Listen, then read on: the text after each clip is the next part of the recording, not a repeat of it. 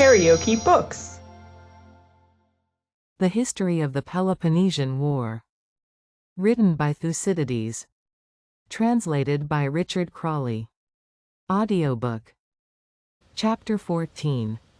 8th and 9th years of the war, invasion of Boeotia, fall of Amphipolis, brilliant successes of Thucydides.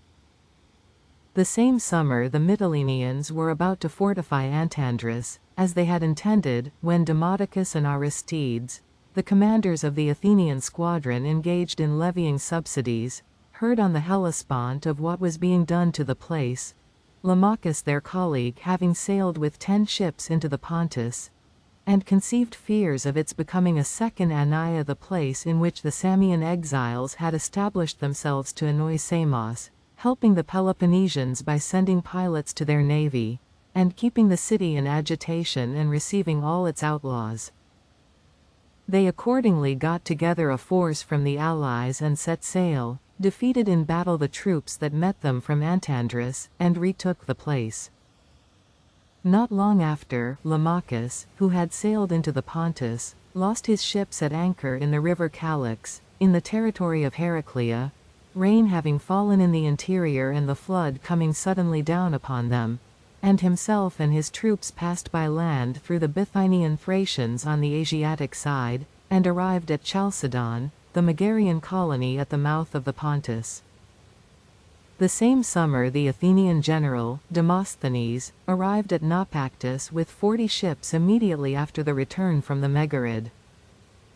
Hippocrates and himself had had overtures made to them by certain men in the cities in Boeotia, who wished to change the constitution and introduce a democracy as at Athens, Toeodorus, a Theban exile, being the chief mover in this intrigue.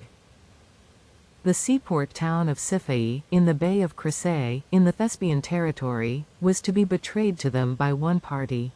Chaeronea, a dependency of what was formerly called the Minion, now the Boeotian, Orchomenus, to be put into their hands by another from that town, whose exiles were very active in the business, hiring men in Peloponnese.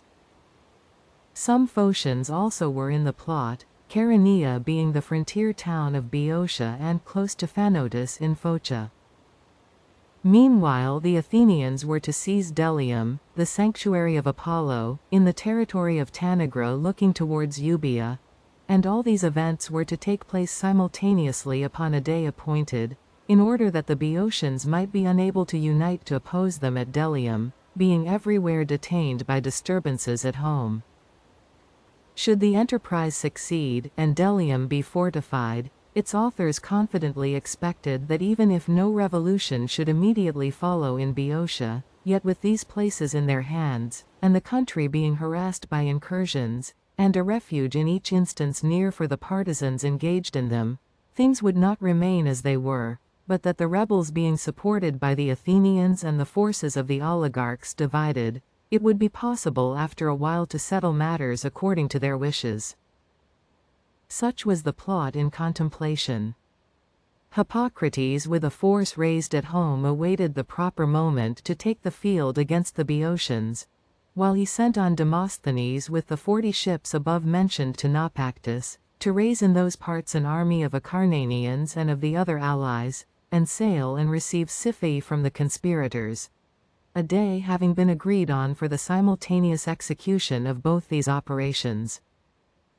Demosthenes on his arrival found Oenidae already compelled by the united Acarnanians to join the Athenian confederacy, and himself raising all the allies in those countries marched against and subdued Salynthius and the Agrians, after which he devoted himself to the preparations necessary to enable him to be at Siphae by the time appointed.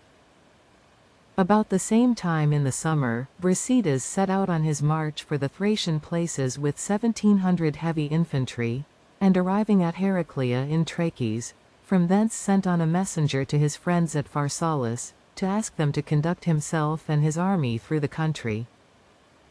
Accordingly there came to Militia in Achaia Panaris, Doris, Hippolochidas, Taurolaus, and Strophicus, the Chalcidian Proxenus, under whose escort he resumed his march, being accompanied also by other Thessalians, among whom was Niconidas from Larissa, a friend of Perdiccas.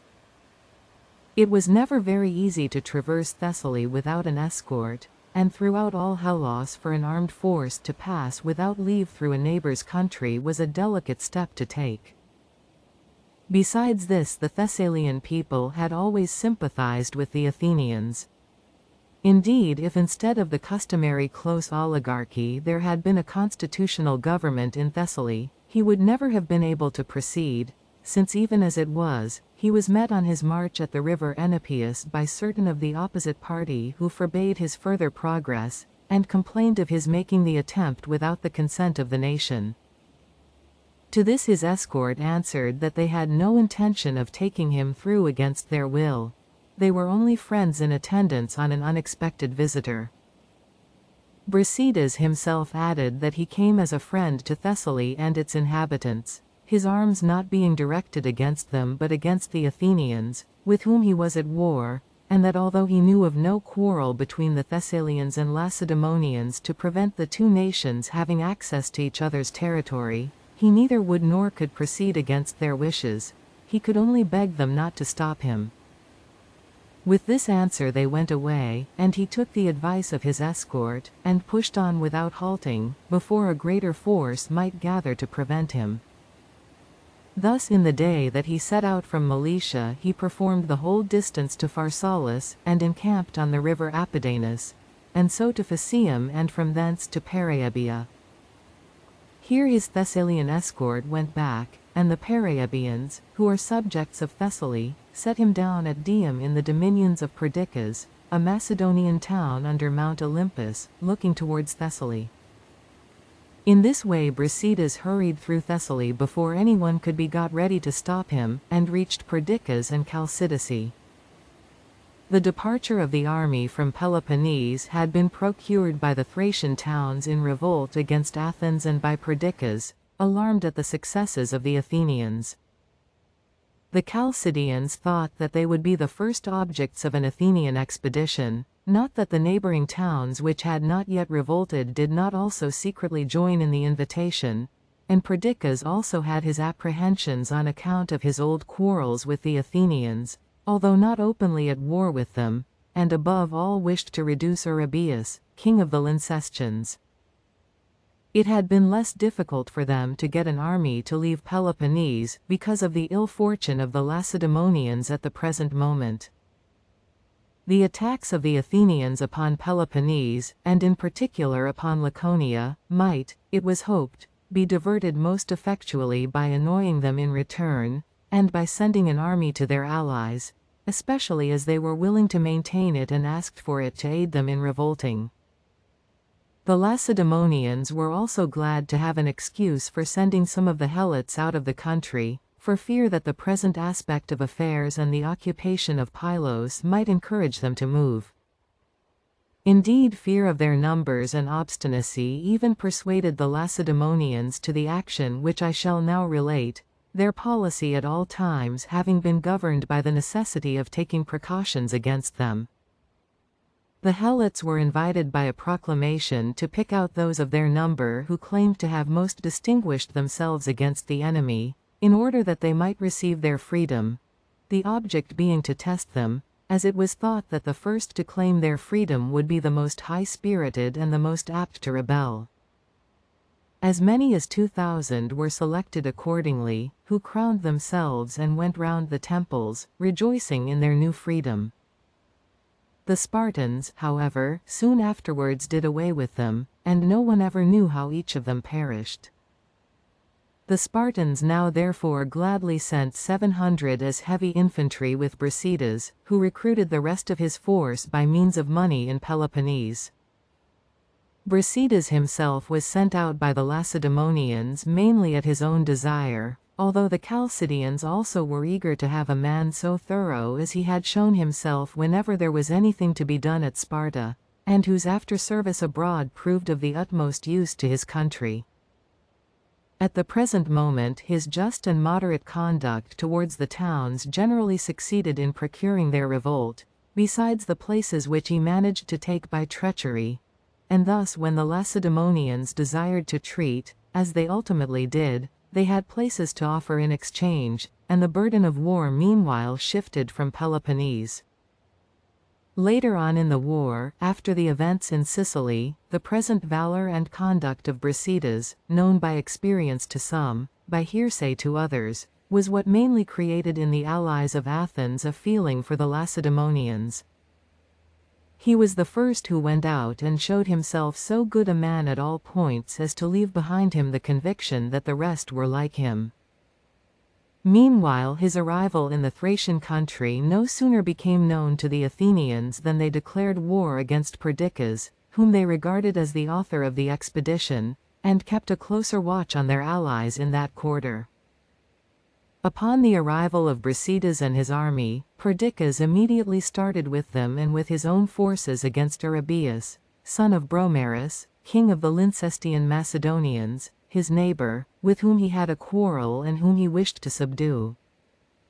However, when he arrived with his army and Brasidas at the pass leading into Lyncus, Brasidas told him that before commencing hostilities he wished to go and try to persuade Arabius to become the ally of Lacedaemon, this latter having already made overtures intimating his willingness to make Brasidas arbitrator between them, and the Chalcidian envoys accompanying him having warned him not to remove the apprehensions of Perdiccas, in order to ensure his greater zeal in their cause. Besides, the envoys of Perdiccas had talked at Lacedaemon about his bringing many of the places round him into alliance with them, and thus Brasidas thought he might take a larger view of the question of Arabius. Perdiccas however retorted that he had not brought him with him to arbitrate in their quarrel, but to put down the enemies whom he might point out to him, and that while he, Perdiccas, maintained half his army it was a breach of faith for Brasidas to parley with Arabius. Nevertheless, Brasidas disregarded the wishes of Perdiccas and held the parley in spite of him, and suffered himself to be persuaded to lead off the army without invading the country of Arabius, after which Perdiccas, holding that faith had not been kept with him, contributed only a third instead of half of the support of the army. The same summer, without loss of time, Brasidas marched with the Chalcidians against Acanthus, a colony of the Andrians, a little before vintage. The inhabitants were divided into two parties on the question of receiving him, those who had joined the Chalcidians in inviting him, and the popular party. However, fear for their fruit, which was still out, enabled Brasidas to persuade the multitude to admit him alone, and to hear what he had to say before making a decision, and he was admitted accordingly and appeared before the people, and not being a bad speaker for a Lacedaemonian, addressed them as follows. Acanthians, the Lacedaemonians have sent out me and my army to make good the reason that we gave for the war when we began it, viz. That we were going to war with the Athenians in order to free Hellas. Our delay in coming has been caused by mistaken expectations as to the war at home, which led us to hope, by our own unassisted efforts and without your risking anything, to effect the speedy downfall of the Athenians. And you must not blame us for this, as we are now come the moment that we were able, prepared with your aid to do our best to subdue them. Meanwhile I am astonished at finding your gates shut against me, and at not meeting with a better welcome.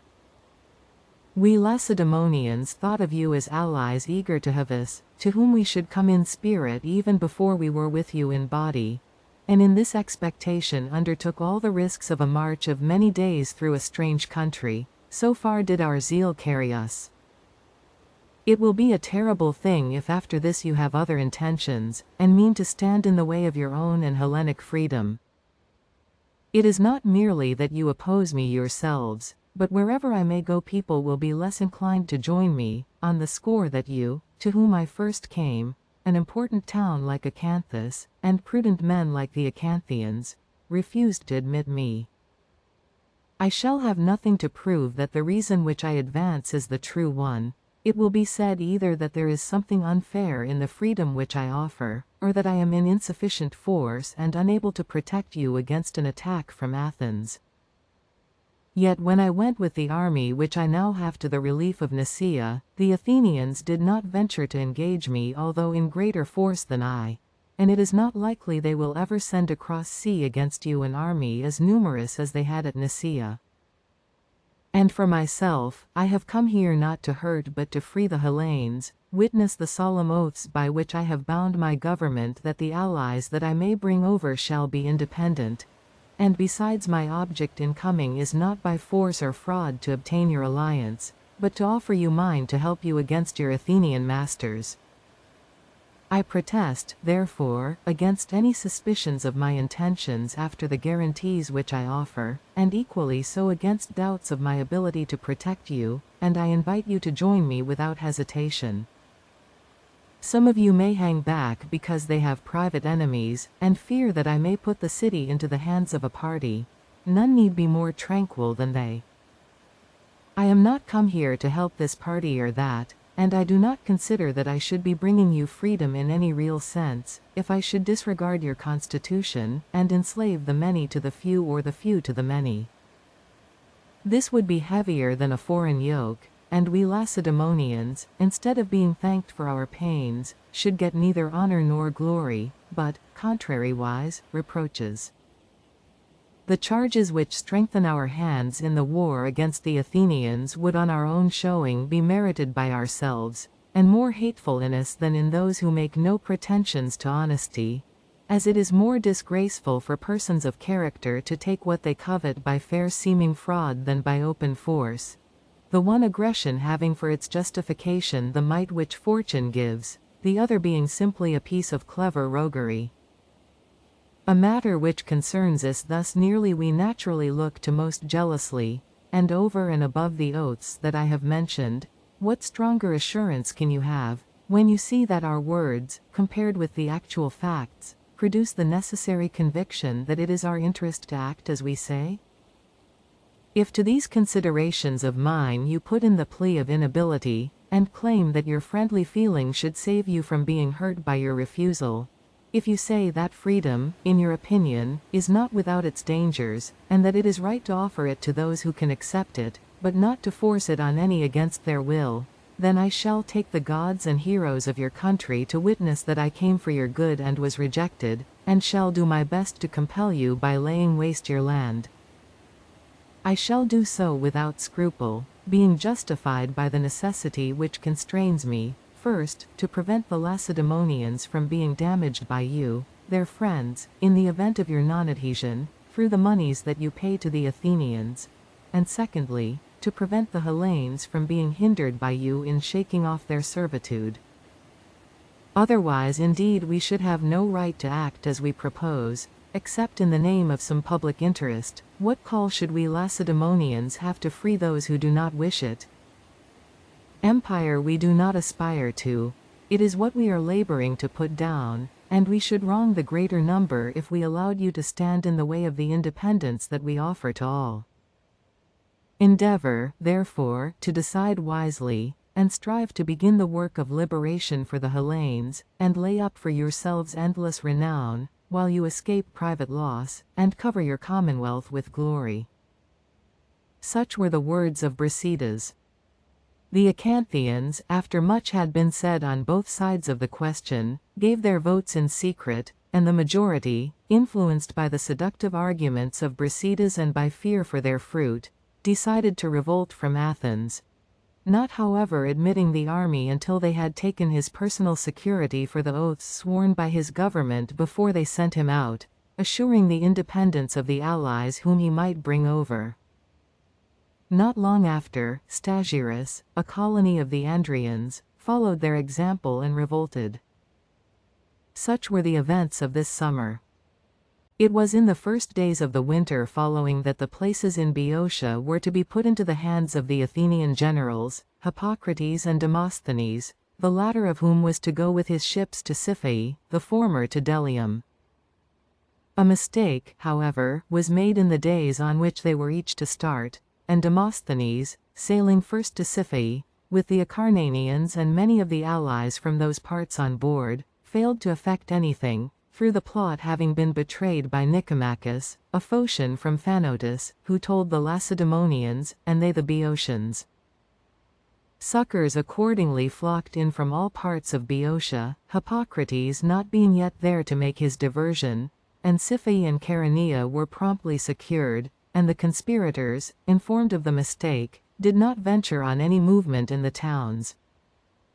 Meanwhile Hippocrates made a levy in mass of the citizens, resident aliens, and foreigners in Athens, and arrived at his destination after the Boeotians had already come back from Siphae, and encamping his army began to fortify Delium, the sanctuary of Apollo, in the following manner.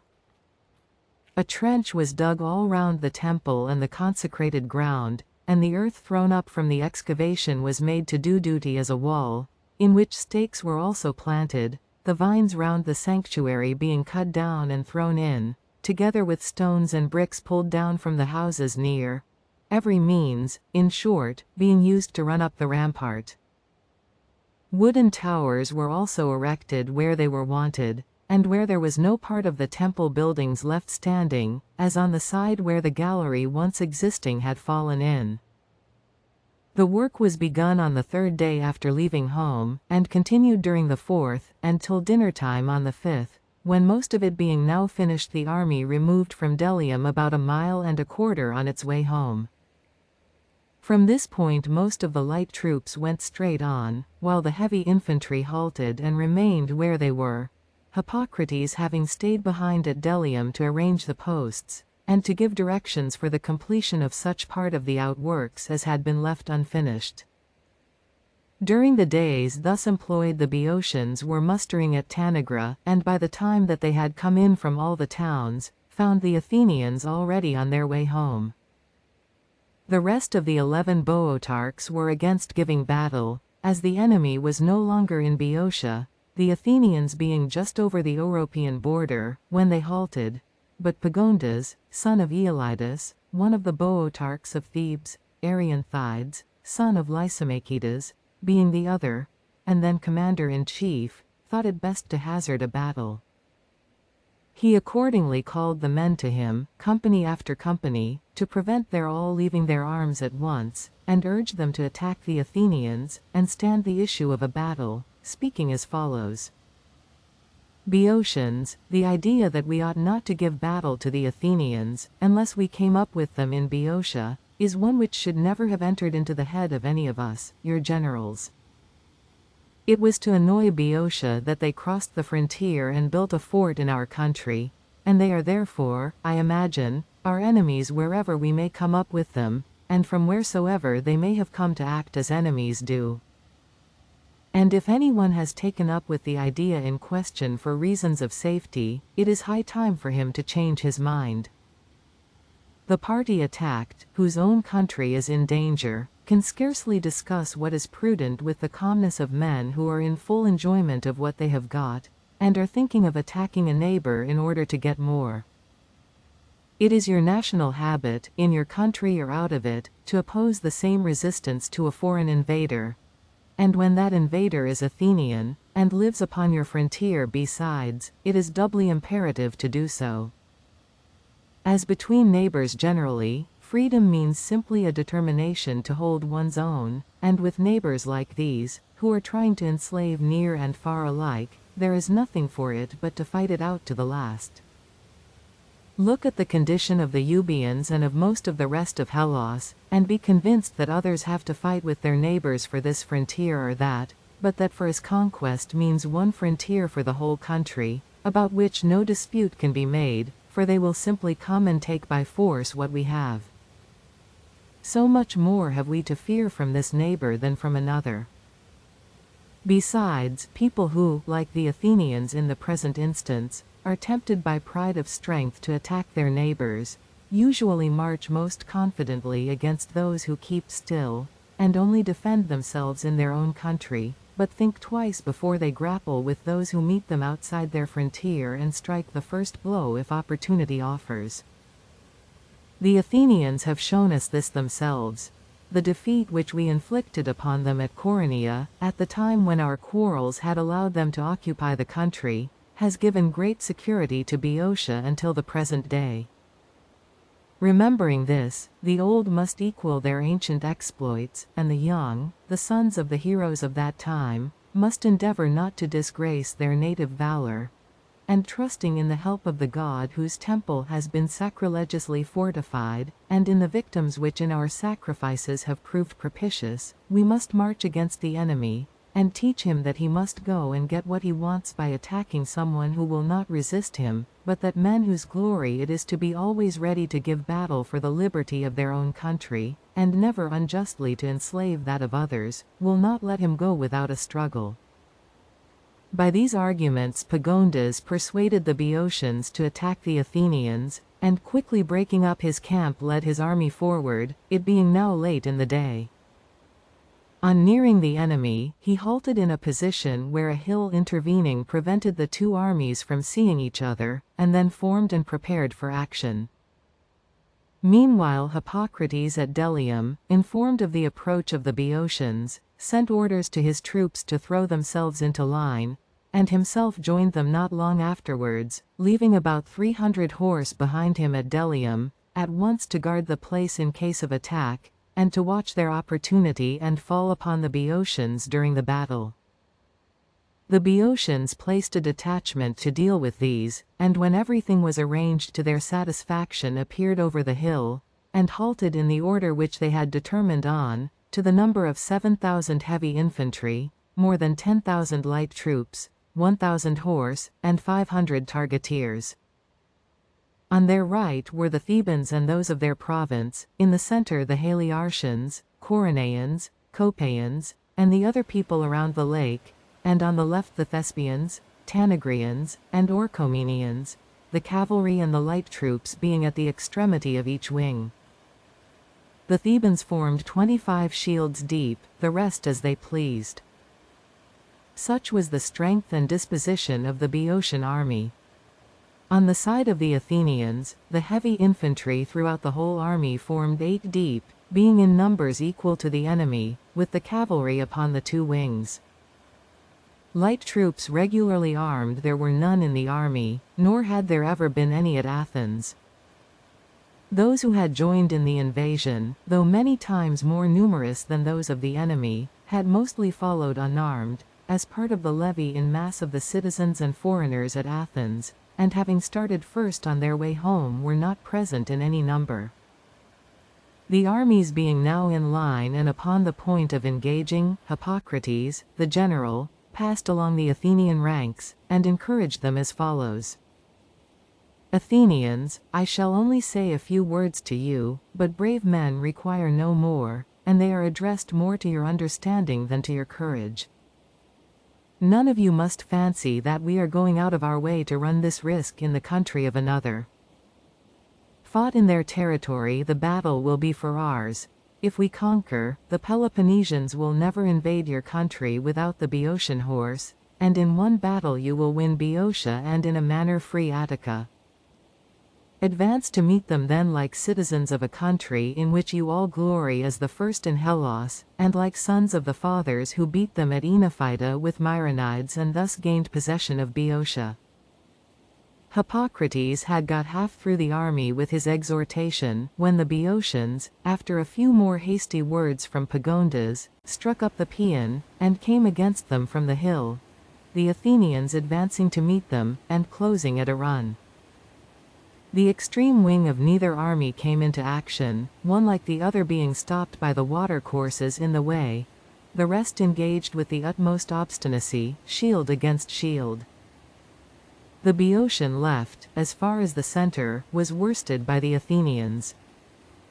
The Thespians in that part of the field suffered most severely.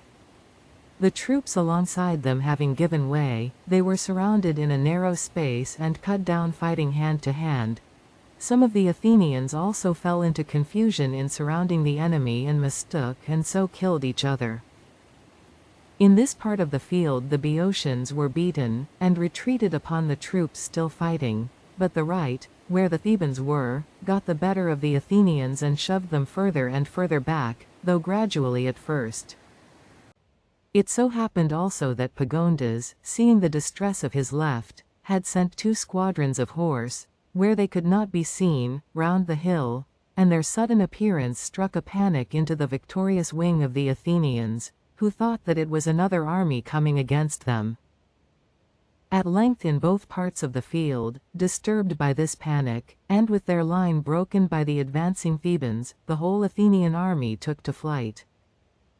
Some made for Delium and the sea, some for Oropus, others for Mount Parnes, or wherever they had hopes of safety, pursued and cut down by the Boeotians, and in particular by the cavalry, composed partly of Boeotians and partly of Locrians, who had come up just as the rout began. Night, however, coming on to interrupt the pursuit, the mass of the fugitives escaped more easily than they would otherwise have done. The next day the troops at Oropus and Delium returned home by sea, after leaving a garrison in the latter place, which they continued to hold notwithstanding the defeat.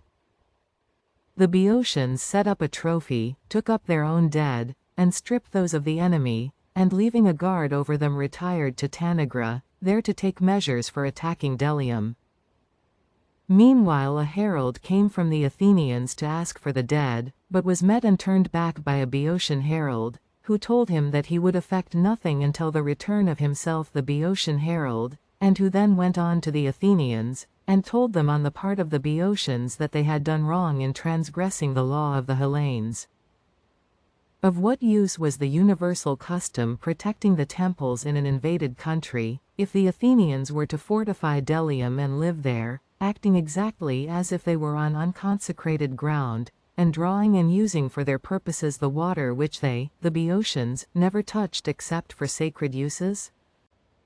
Accordingly, for the god as well as for themselves, in the name of the deities concerned, and of Apollo, the Boeotians invited them first to evacuate the temple, if they wished to take up the dead that belonged to them.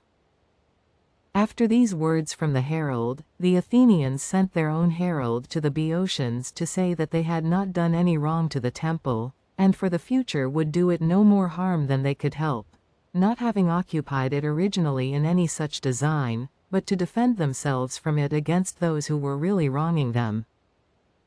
The law of the Hellenes was that conquest of a country, whether more or less extensive, carried with it possession of the temples in that country, with the obligation to keep up the usual ceremonies, at least as far as possible. The Boeotians and most other people who had turned out the owners of a country, and put themselves in their places by force, now held as of right the temples which they originally entered as usurpers. If the Athenians could have conquered more of Boeotia, this would have been the case with them. As things stood, the piece of it which they had got they should treat as their own, and not quit unless obliged. The water they had disturbed under the impulsion of a necessity which they had not wantonly incurred, having been forced to use it in defending themselves against the Boeotians who first invaded Attica. Besides, anything done under the pressure of war and danger might reasonably claim indulgence even in the eye of the god, or why, pray, were the altars the asylum for involuntary offenses? Transgression also was a term applied to presumptuous offenders, not to the victims of adverse circumstances. In short, which were most impious, the Boeotians who wished to barter dead bodies for holy places, or the Athenians who refused to give up holy places to obtain what was theirs by right. The condition of evacuating Boeotia must therefore be withdrawn. They were no longer in Boeotia. They stood where they stood by the right of the sword. All that the Boeotians had to do was to tell them to take up their dead under a truce according to the national custom. The Boeotians replied that if they were in Boeotia, they must evacuate that country before taking up their dead. If they were in their own territory, they could do as they pleased. For they knew that, although the Oropid where the bodies as it chanced were lying, the battle having been fought on the borders, was subject to Athens, yet the Athenians could not get them without their leave. Besides, why should they grant a truce for Athenian ground? And what could be fairer than to tell them to evacuate Boeotia if they wished to get what they asked? The Athenian herald accordingly returned with this answer, without having accomplished his object. Meanwhile the Boeotians at once sent for darters and slingers from the Malian Gulf, and with 2,000 Corinthian heavy infantry who had joined them after the battle, the Peloponnesian garrison which had evacuated Nicaea, and some Megarians with them, marched against Delium, and attacked the fort, and after divers efforts finally succeeded in taking it by an engine of the following description. They sawed in two and scooped out a great beam from end to end, and fitting it nicely together again like a pipe, hung by chains a cauldron at one extremity, with which communicated an iron tube projecting from the beam, which was itself in great part plated with iron. This they brought up from a distance upon carts to the part of the wall principally composed of vines and timber, and when it was near, inserted huge bellows into their end of the beam and blew with them.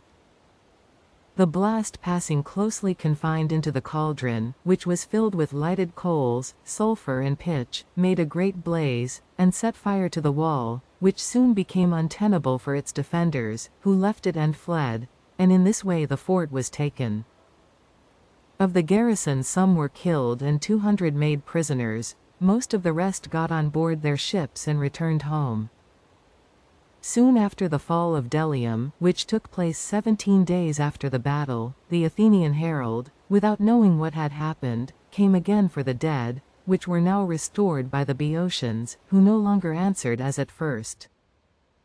Not quite 500 Boeotians fell in the battle, and nearly 1,000 Athenians, including Hippocrates the general, besides a great number of light troops and camp followers. Soon after this battle Demosthenes, after the failure of his voyage to Siphae and of the plot on the town, availed himself of the Acarnanian and Agraean troops and of the 400 Athenian heavy infantry which he had on board, to make a descent on the Sicyon coast. Before, however, all his ships had come to shore, the Sicyonians came up and routed and chased to their ships those that had landed, killing some and taking others prisoners, after which they set up a trophy, and gave back the dead under truce.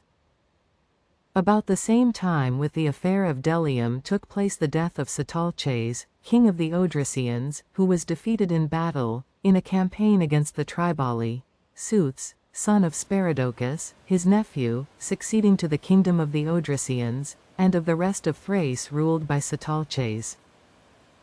The same winter Brasidas, with his allies in the Thracian places, marched against Amphipolis, the Athenian colony on the river Strymon. A settlement upon the spot on which the city now stands was before attempted by Aristagoras, the Milesian, when he fled from King Darius, who was however dislodged by the Edonians, and 32 years later by the Athenians, who sent thither 10,000 settlers of their own citizens, and whoever else chose to go. These were cut off at Drabascus by the Thracians. 29 years after, the Athenians returned, Hagnon, son of Nicias, being sent out as leader of the colony, and drove out the Edonians, and founded a town on the spot, formerly called Ania Hodoi or 9 Ways. The base from which they started was Ion, their commercial seaport at the mouth of the river, not more than 3 miles from the present town, which Hagnon named Amphipolis, because the Strymon flows round it on 2 sides, and he built it so as to be conspicuous from the sea and land alike, running a long wall across from river, to complete the circumference. Brasidas now marched against this town, starting from Arne in Chalcidice. Arriving about dusk at Aulin and Bromiscus, where the lake of Bolbi runs into the sea, he supped there, and went on during the night. The weather was stormy and it was snowing a little, which encouraged him to hurry on, in order, if possible, to take everyone at Amphipolis by surprise, except the party who were to betray it. The plot was carried on by some natives of Argilus, an Endrian colony, residing in Amphipolis, where they had also other accomplices gained over by Perdiccas or the Chalcidians. But the most active in the matter were the inhabitants of Argilus itself, which is close by, who had always been suspected by the Athenians, and had had designs on the place. These men now saw their opportunity arrive with Brasidas, and having for some time been in correspondence with their countrymen in Amphipolis for the betrayal of the town, at once received him into Argilus, and revolted from the Athenians, and that same night took him on to the bridge over the river, where he found only a small guard to oppose him, the town being at some distance from the passage, and the walls not reaching down to it as at present. This guard he easily drove in, partly through there being treason in their ranks, partly from the stormy state of the weather and the suddenness of his attack, and so got across the bridge, and immediately became master of all the property outside, the Amphipolitans having houses all over the quarter. The passage of Brasidas was a complete surprise to the people in the town, and the capture of many of those outside, and the flight of the rest within the wall, combined to produce great confusion among the citizens, especially as they did not trust one another.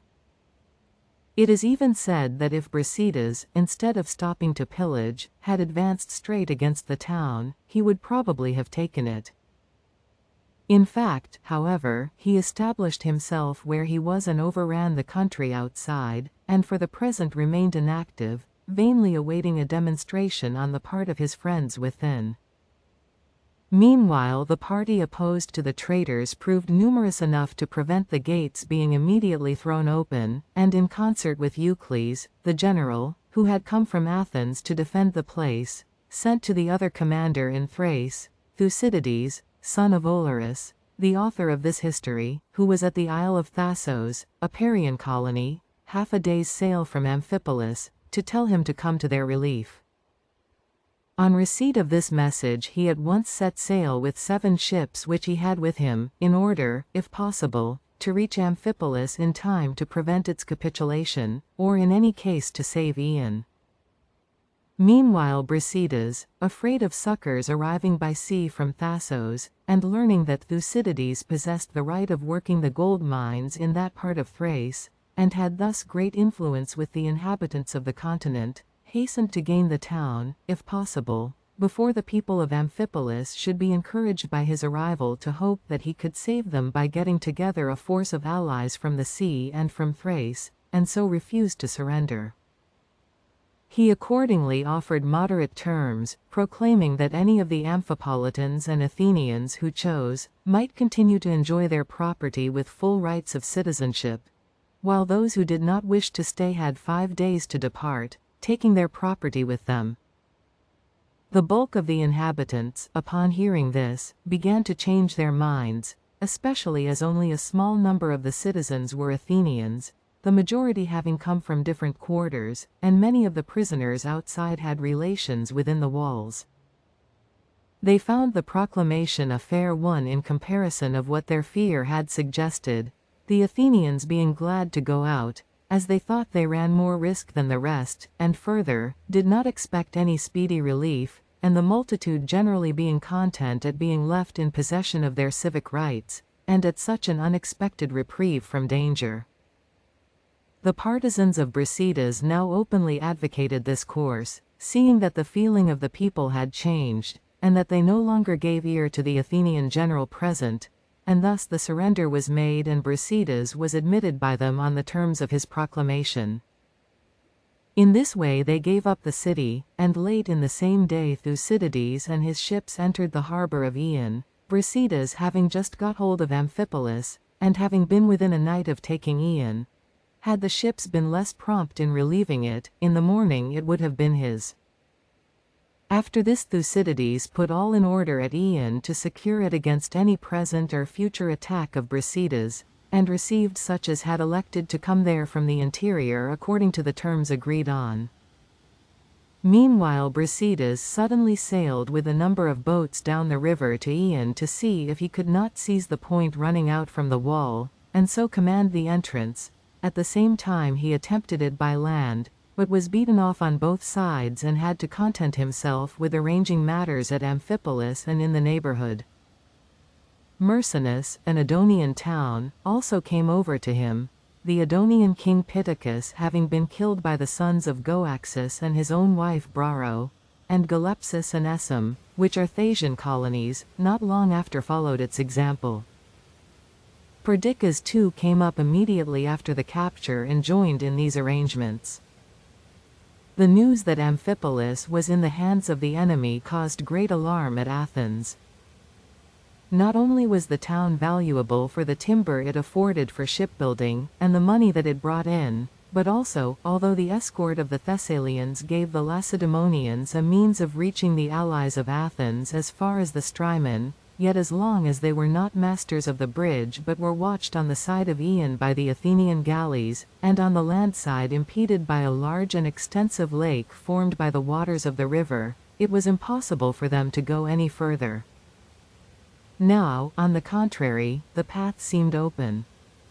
There was also the fear of the allies revolting, owing to the moderation displayed by Brasidas in all his conduct, and to the declarations which he was everywhere making that he sent out to free Hellas.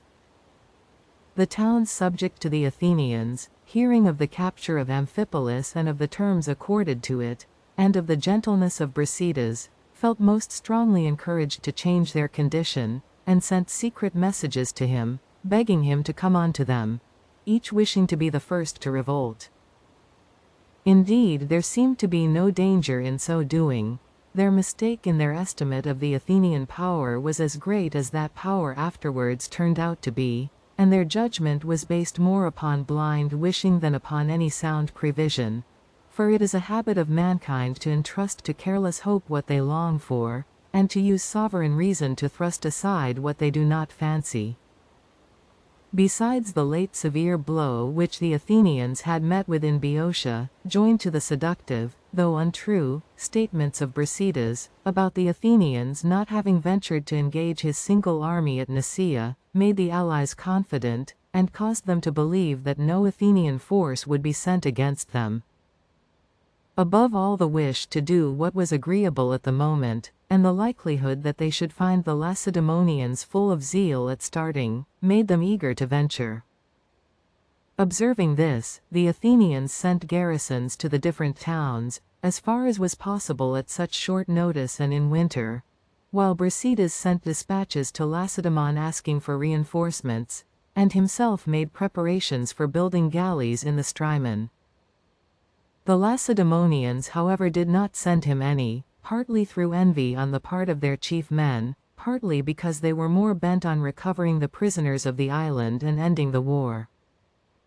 The same winter the Megarians took and razed to the foundations the long walls which had been occupied by the Athenians, and Brasidas after the capture of Amphipolis marched with his allies against Act, a promontory running out from the king's dike with an inward curve, and ending in Athos, a lofty mountain looking towards the Aegean Sea. In it are various towns, Sane, an Andrian colony, close to the canal, and facing the sea in the direction of Euboea, the others being Thissus, Cleone, Akrathoi, Olophyxus, and Dium, inhabited by mixed barbarian races speaking the two languages. There is also a small Chalcidian element, but the greater number are Torino-Pelasgians once settled in Lemnos and Athens, and Basalcians, Crestonians, and Edonians, the towns being all small ones. Most of these came over to Brasidas, but Sane and Dium held out and saw their land ravaged by him and his army. Upon their not submitting, he at once marched against Torone in Chalcidice, which was held by an Athenian garrison, having been invited by a few persons who were prepared to hand over the town. Arriving in the dark a little before daybreak, he sat down with his army near the temple of the Dioscuri, rather more than a quarter of a mile from the city. The rest of the town of Torone and the Athenians in garrison did not perceive his approach, but his partisans, knowing that he was coming, a few of them had secretly gone out to meet him, were on the watch for his arrival, and were no sooner aware of it than they took it to them 7 light-armed men with daggers, who alone of 20 men ordered on this service dared to enter, commanded by Lysistratus and Olynthian. These passed through the sea-wall, and without being seen went up and put to the sword the garrison of the highest post in the town, which stands on a hill, and broke open the postern on the side of Canistreum. Brasidas meanwhile came a little nearer and then halted with his main body, sending on 100 targeteers to be ready to rush in first, the moment that a gate should be thrown open and the beacon lighted as agreed. After some time passed in waiting and wondering at the delay, the targeteers by degrees got up close to the town. The Tauronaeans inside at work with the party that had entered had by this time broken down the postern and opened the gates leading to the marketplace by cutting through the bar, and first brought some men round and let them in by the postern, in order to strike a panic into the surprised townsmen by suddenly attacking them from behind and on both sides at once, after which they raised the fire signal as had been agreed, and took in by the market gates the rest of the targeteers. Brasidas, seeing the signal, told the troops to rise, and dashed forward amid the loud hurrahs of his men, which carried dismay among the astonished townspeople. Some burst in straight by the gate, others over some square pieces of timber placed against the wall, which has fallen down and was being rebuilt, to draw up stones. Brasidas and the greater number making straight uphill for the higher part of the town, in order to take it from top to bottom, and once for all, while the rest of the multitude spread in all directions. The capture of the town was effected before the great body of the Tauronaeans had recovered from their surprise and confusion, but the conspirators and the citizens of their party at once joined the invaders. About 50 of the Athenian heavy infantry happened to be sleeping in the marketplace when the alarm reached them. A few of these were killed fighting, the rest escaped, some by land, others to the 2 ships on the station, and took refuge in Lecythus, a fort garrisoned by their own men in the corner of the town running out into the sea and cut off by a narrow isthmus, where they were joined by the Tauronaeans of their party.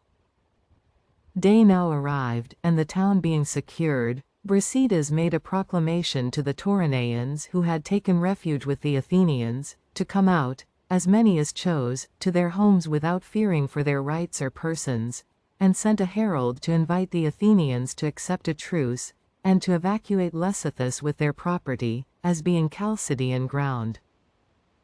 The Athenians refused this offer, but asked for a truce for a day to take up their dead.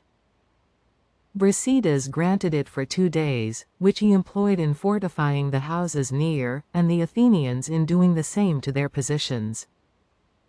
Meanwhile he called a meeting of the Tauronaeans, and said very much what he had said at Acanthus, namely, that they must not look upon those who had negotiated with him for the capture of the town as bad men or as traitors, as they had not acted as they had done from corrupt motives or in order to enslave the city, but for the good and freedom of Tyrone.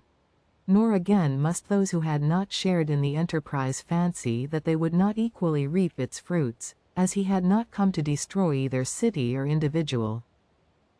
This was the reason of his proclamation to those that had fled for refuge to the Athenians. He thought none the worse of them for their friendship for the Athenians. He believed that they had only to make trial of the Lacedaemonians to like them as well, or even much better, as acting much more justly. It was for want of such a trial that they were now afraid of them.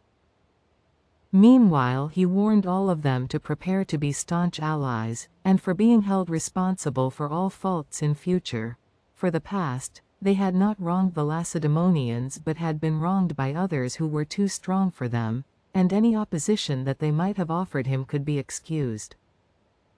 Having encouraged them with this address, as soon as the truce expired he made his attack upon Lecythus, the Athenians defending themselves from a poor wall and from some houses with parapets.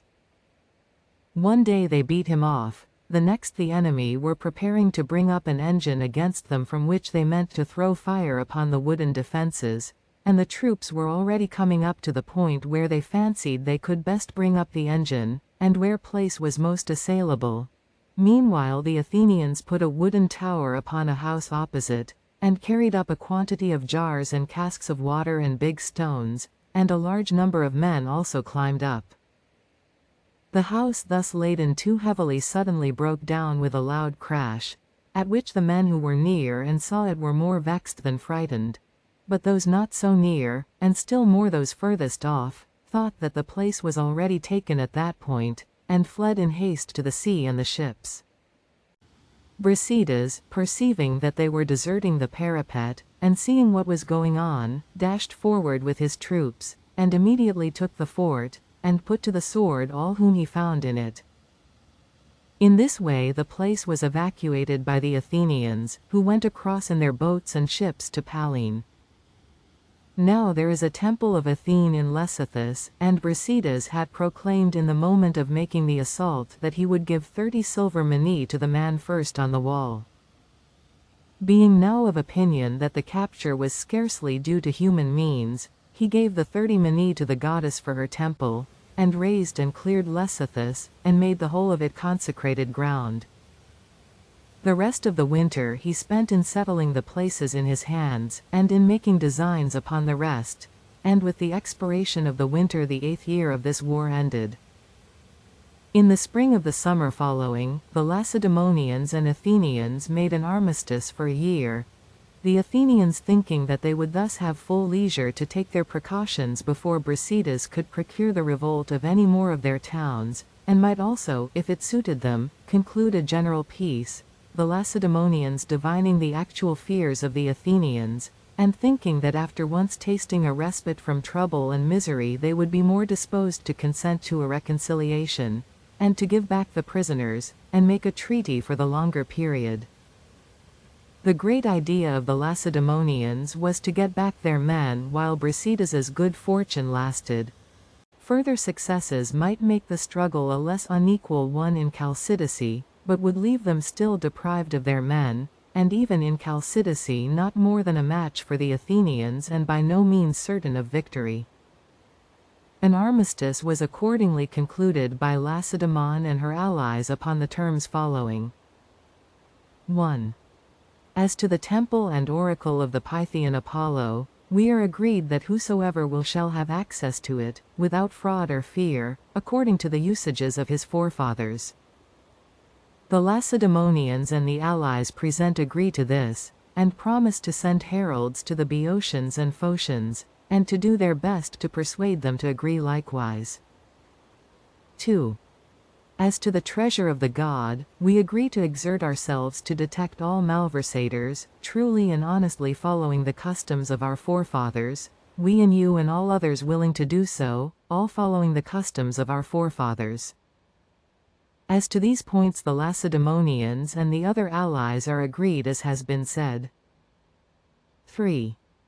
As to what follows, the Lacedaemonians and the other allies agree, if the Athenians conclude a treaty, to remain, each of us in our own territory, retaining our respective acquisitions,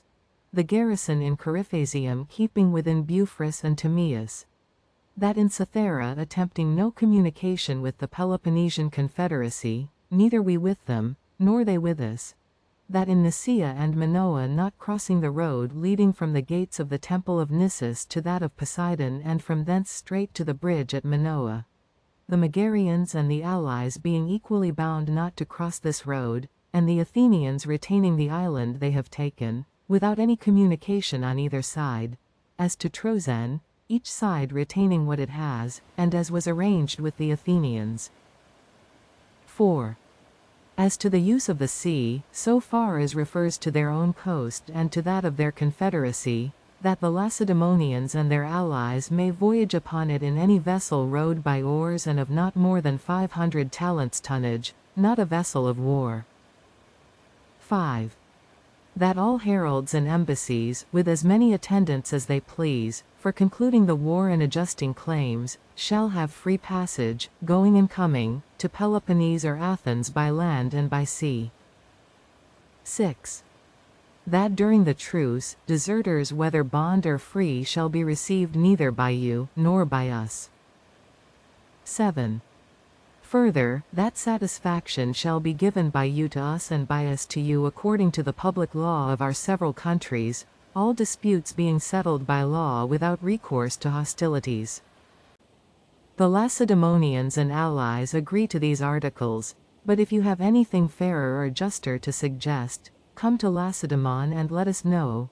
Whatever shall be just will meet with no objection either from the Lacedaemonians or from the allies. Only let those who come with full powers, as you desire us. The truce shall be for 1 year. Approved by the people. The tribe of Achamantus had the Prytani, Phenopus was secretary, Nicides chairman. Laches moved, in the name of the good luck of the Athenians, that they should conclude the armistice upon the terms agreed upon by the Lacedaemonians and the allies. It was agreed accordingly in the popular assembly that the armistice should be for 1 year, beginning that very day, the 14th of the month of Elaphebolion, during which time ambassadors and heralds should go and come between the two countries to discuss the basis of a pacification. That the generals and prytanes should call an assembly of the people, in which the Athenians should first consult on the peace, and on the mode in which the embassy for putting an end to the war should be admitted. That the embassy now present should at once take the engagement before the people to keep well and truly this truce for 1 year. On these terms the Lacedaemonians concluded with the Athenians and their allies on the 12th day of the Spartan month Geristius, the allies also taking the oaths. Those who concluded and poured the libation were Taurus, son of Ecotimides, Athenaeus, son of Periclitus, and Philocharidas, son of Eryxidates, Lacedaemonians, Aeneas, son of Ochitus, and Euphamidas, son of Aristonomus, Corinthians, Demotimus, son of Naucrates, and Onesimus, son of Megacles, Sicyon, Nicassus, son of Cecilus, and Menocrates, son of Amphidoros, Megarians, and Amphius, son of Eupidas, an Epidaurian, and the Athenian generals Nicostratus, son of Deitrophes, Nicias, son of Niceratus, and Autocles, son of Ptolemaeus. Such was the armistice, and during the whole of it conferences went on the subject of a pacification. In the days in which they were going backwards and forwards to these conferences, Shone, a town in Pallene, revolted from Athens, and went over to Brasidas. The Cyaneans say that they are Pallenians from Peloponnese, and that their first founders on their voyage from Troy were carried into this spot by the storm which the Achaeans were caught in, and there settled.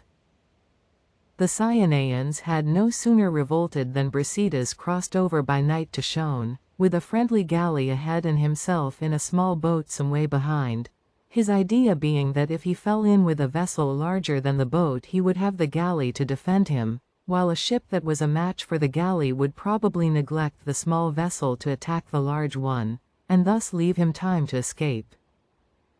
His passage effected, he called a meeting of the Cyaneans and spoke to the same effect as at Acanthus and Torone, adding that they merited the utmost commendation, in that, in spite of Pallene within the isthmus being cut off by the Athenian occupation of Potidaea and of their own practically insular position, they had of their own free will gone forward to meet their liberty instead of timorously waiting until they had been by force compelled to their own manifest good.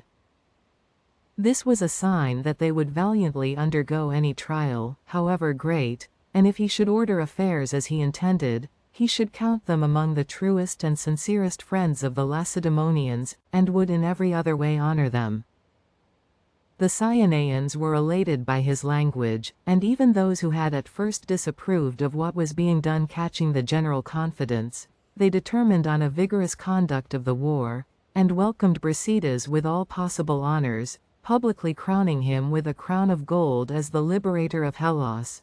while private persons crowded round him and decked him with garlands as though he had been an athlete. Meanwhile Brasidas left them a small garrison for the present and crossed back again, and not long afterwards sent over a larger force, intending with the help of the Cyaneans to attempt Mendi and Potidaea before the Athenians should arrive, Shone, he felt, being too like an island for them not to relieve it. He had besides intelligence in the above towns about their betrayal. In the midst of his designs upon the towns in question, a galley arrived with the commissioners carrying round the news of the armistice, Aristonomus for the Athenians and Athenaeus for the Lacedaemonians. The troops now crossed back to Torone, and the commissioners gave Brasidas notice of the convention.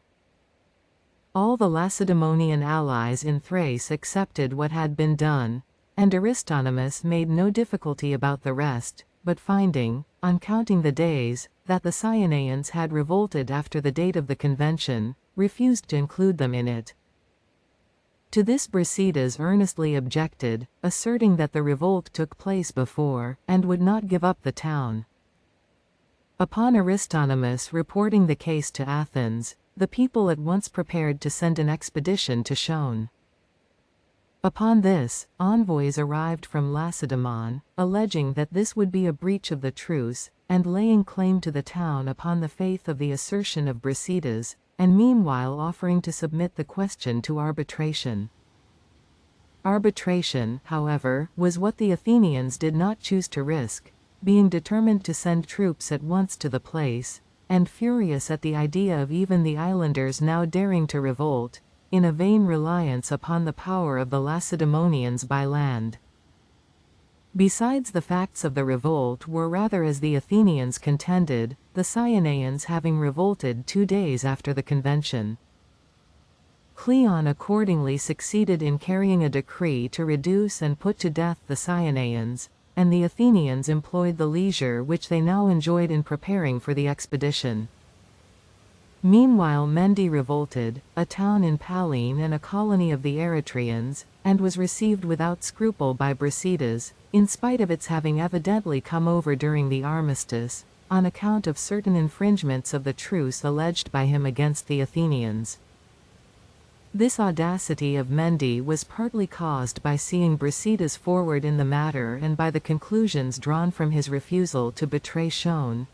and besides, the conspirators in Mende were few, and, as I have already intimated, had carried on their practices too long not to fear detection for themselves, and not to wish to force the inclination of the multitude. This news made the Athenians more furious than ever, and they at once prepared against both towns. Brasidas, expecting their arrival, conveyed away to Olynthus in Chalcidice the women and children of the Cyaneans and Mendians, and sent over to them 500 Peloponnesian heavy infantry and 300 Chalcidian targeteers, all under the command of Polydamidas. Leaving these 2 towns to prepare together against the speedy arrival of the Athenians, Brasidas and Perdiccas started on a second joint expedition into Lyncus against Arabius, the latter with the forces of his Macedonian subjects, and a corps of heavy infantry composed of Hellenes domiciled in the country, the former with the Peloponnesians whom he still had with him and the Chalcidians, Acanthians, and the rest in such force as they were able. In all there were about 3,000 Hellenic heavy infantry, accompanied by all the Macedonian cavalry with the Chalcidians, near 1,000 strong, besides an immense crowd of barbarians.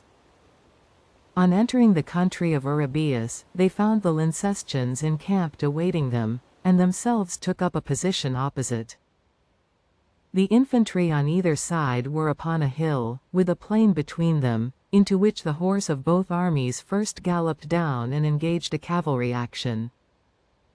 After this the Lyncestian heavy infantry advanced from their hill to join their cavalry and offered battle, upon which Brasidas and Perdiccas also came down to meet them, and engaged and routed them with heavy loss, the survivors taking refuge upon the heights and there remaining inactive. The victors now set up a trophy and waited 2 or 3 days for the Illyrian mercenaries who were to join Perdiccas.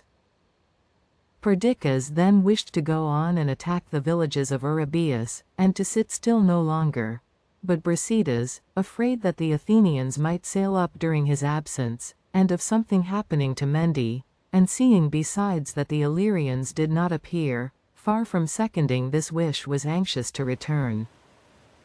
While they were thus disputing, the news arrived that the Illyrians had actually betrayed Perdiccas and had joined Arabius, and the fear inspired by their warlike character made both parties now think it best to retreat. However, owing to the dispute, nothing had been settled as to when they should start, and night coming on, the Macedonians and the barbarian crowd took fright in a moment in one of those mysterious panics to which great armies are liable, and persuaded that an army many times more numerous than that which had really arrived was advancing and all but upon them, suddenly broke and fled in the direction of home, and thus compelled Perdiccas, who at first did not perceive what had occurred, to depart without seeing Brasidas, the 2 armies being encamped at a considerable distance from each other. At daybreak Brasidas, perceiving that the Macedonians had gone on, and that the Illyrians and Eurybius were on the point of attacking him, formed his heavy infantry into a square, with the light troops in the center, and himself also prepared to retreat.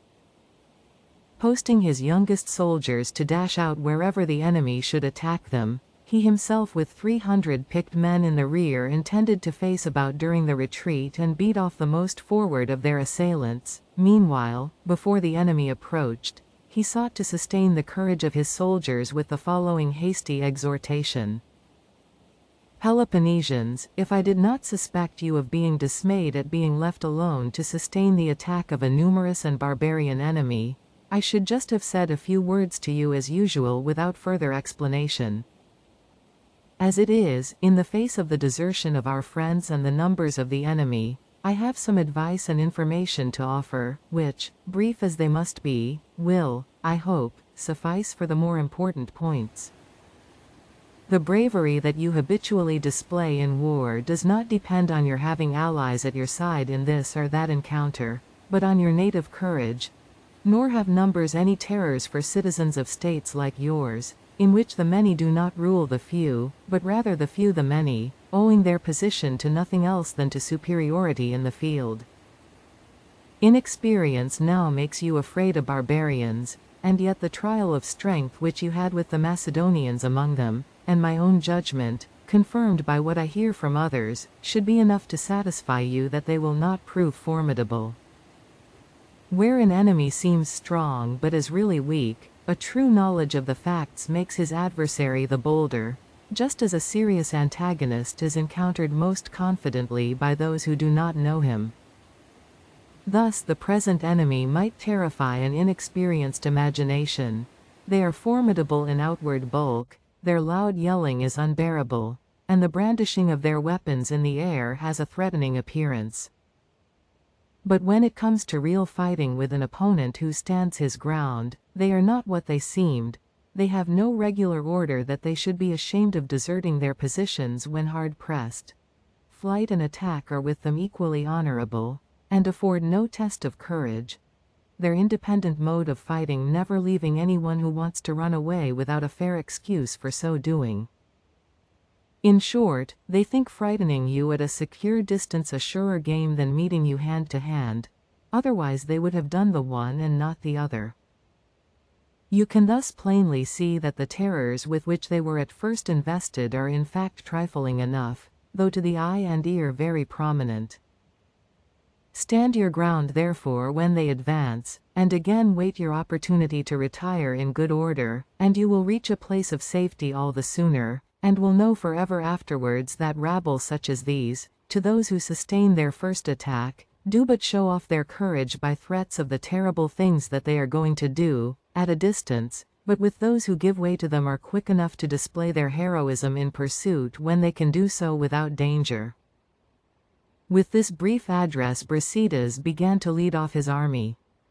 Seeing this, the barbarians came on with much shouting and hubbub, thinking that he was flying and that they would overtake him and cut him off. But wherever they charged they found the young men ready to dash out against them, while Brasidas with his picked company sustained their onset. Thus the Peloponnesians withstood the first attack, to the surprise of the enemy, and afterwards received and repulsed them as fast as they came on, retiring as soon as their opponents became quiet. The main body of the barbarians ceased therefore to molest the Hellenes with Brasidas in the open country, and leaving behind a certain number to harass their march, the rest went on after the flying Macedonians, slaying those with whom they came up, and so arrived in time to occupy the narrow pass between two hills that leads into the country of Eurybius. They knew that this was the only way by which Brasidas could retreat, and now proceeded to surround him just as he entered the most impracticable part of the road, in order to cut him off. Brasidas, perceiving their intention, told his 300 to run on without order, each as quickly as he could, to the hill which seemed easiest to take, and to try to dislodge the barbarians already there, before they should be joined by the main body closing round him. These attacked and overpowered the party upon the hill, and the main army of the Hellenes now advanced with less difficulty towards it. The barbarians being terrified at seeing their men on that side driven from the height and no longer following the main body, who, they considered, had gained the frontier and made good their escape. The heights once gained, Brasidas now proceeded more securely, and the same day arrived at Arnisa, the first town in the dominions of Perdiccas. The soldiers, enraged at the desertion of the Macedonians, vented their rage on all their yokes of oxen which they found on the road, and on any baggage which had tumbled off, as might easily happen in the panic of a night retreat, by unyoking and cutting down the cattle and taking the baggage for themselves. From this moment Perdiccas began to regard Brasidas as an enemy and to feel against the Peloponnesians a hatred which could not be congenial to the adversary of the Athenians. However, he departed from his natural interests and made it his endeavor to come to terms with the latter and to get rid of the former. On his return from Macedonia to Torone, Brasidas found the Athenians already masters of Mendi, and remained quiet where he was, thinking it now out of his power to cross over into Pallene and assist the Mendians, but he kept good watch over Torone. For about the same time as the campaign in Lyncus, the Athenians sailed upon the expedition which we left them preparing against Mendi and Shone, with 50 ships, 10 of which were Chians, 1,000 Athenian heavy infantry and 600 archers, 100 Thracian mercenaries and some targeteers drawn from their allies in the neighborhood, under the command of Nicias, son of Niceratus, and Nicostratus, son of Ditrophes. Weighing from Potidaea, the fleet came to land opposite the temple of Poseidon, and proceeded against Mendi, the men of which town, reinforced by 300 Cyaneans, with their Peloponnesian auxiliaries, 700 heavy infantry in all, under Polydamidas, they found encamped upon a strong hill outside the city. These Nicias, with 120 light-armed Methanaeans, 60 picked men from the Athenian heavy infantry, and all the archers, tried to reach by a path running up the hill, but received a wound and found himself unable to force the position, while Nicostratus, with all the rest of the army, advancing upon the hill, which was naturally difficult, by a different approach further off, was thrown into utter disorder, and the whole Athenian army narrowly escaped being defeated. For that day, as the Mendians and their allies showed no signs of yielding, the Athenians retreated and encamped, and the Mendians at nightfall returned into the town. The next day the Athenians sailed round to the Shone side, and took the suburb, and all day plundered the country, without any one coming out against them, partly because of intestine disturbances in the town, and the following night the 300 Cyaneans returned home. On the morrow Nicias advanced with half the army to the frontier of Shone and laid waste the country, while Nicostratus with the remainder sat down before the town near the upper gate on the road to Potidaea. The arms of the Mendians and of their Peloponnesian auxiliaries within the wall happened to be piled in that quarter, where Polydamidas accordingly began to draw them up for battle, encouraging the Mendians to make a sortie. At this moment one of the popular party answered him factiously that they would not go out and did not want a war, and for thus answering was dragged by the arm and knocked about by Polydamidas. Hereupon the infuriated commons at once seized their arms and rushed at the Peloponnesians and at their allies of the opposite faction.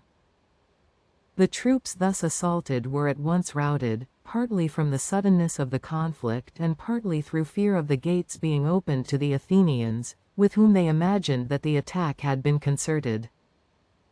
As many as were not killed on the spot took refuge in the citadel, which they had held from the first, and the whole Athenian army, Nicias having by this time returned and being close to the city, now burst into Mendi, which had opened its gates without any convention, and sacked it just as if they had taken it by storm, the generals even finding some difficulty in restraining them from also massacring the inhabitants.